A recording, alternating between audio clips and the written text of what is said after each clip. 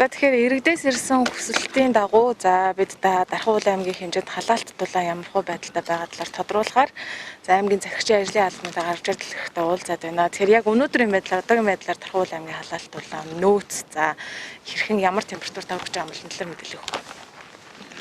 За аймгийн хэмжээнд үйл ажиллагаа явуулж байгаа эрчим хүчний байгууллагууд бол энэ одоо тэг зохисолтой холбоотойгоор дотоод үйл ажиллагаанд бол график гарган тодорхой зохион байгуулалтуудыг хийсэн байж байгаа. За дулааны цахилгаан станц бол одоо нийтдээ 500 орчим хүн ажиллагаас өнөөдөр 150 хүн ажиллаж байна. За Дархан сэлэнгийн цахилгааны хөгжүүлж 400 орчим хүн ажиллагаас бол өнөөдрийн байдлаар нэг 20 орчим хүн ажиллаж байна. За дамжуулах хүнсний сүлжээ 130 хүн ажиллагаас 20 орчим. Дархан дулааны сүлжээ бол бас ингээд 4 ээлжинд ингээд хуваагдчихсан.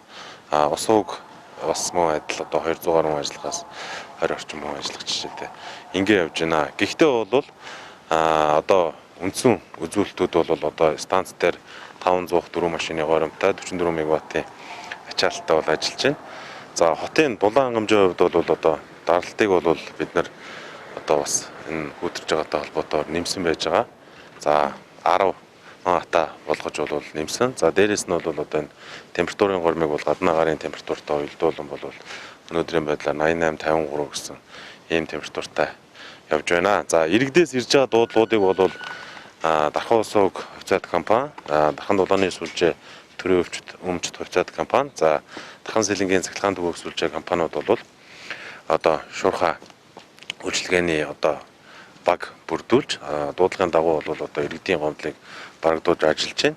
За өдөртөө одоо Дархан сэлэнгийн цахилгаан төвөг сүлжээн дээр бол Дархан хотын хэмжээнд бол нэг 10 гаруй дуудлага ирж байна. За энийг бол бид 100 барагдуулж байгаа. За мөн Дархан дулааны сүлжээ дээр бас энэ хэмжээний дуудлагууд бол бас ирж байна. За манай 3 байгууллага бол гуруулаа бол одоо энэ дуудлагынхаа бол одоо хөлсийг одоо тарифыг бол тэгэлсэн байж байгаа. За иргэдэд бол энэ хугацаанд бол одоо үнд төлбөргүй одоо үйлчилж ажиллаж байна. Тэгэхээр эдгээр одоо ажиллаж байгаа иргэдээ дөрвөлжсөн онцлогт ер нь хамруулсан уу тий?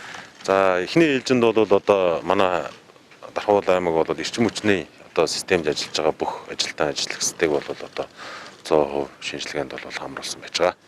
Иргэдтэй анхааруулж гэсэн юу вэ? За иргэдтэй одоо анхааруулж халдвар хамгааллын дэглэмээ сайн барьж бүгд гэр гэртээ одоо энэ тавьсан шаардлагыг биелүүлж ажиллаарай. За бүгд одоо аливаа нэгэн эрчим хүчний асуудалтай холбоотой асуудал гарах юм бол холбогдох дуудлагын утсуудыг бол бүгдийг одоо нээлттэйгээр зар тавьсан байж байгаа. Тийм учраас бол иргэд бол холбогдох байгууллагууд руу дуудлага өгч одоо тоглолтлоо засуулж засуулаарай гэж одоо хэлье. За баярлалаа.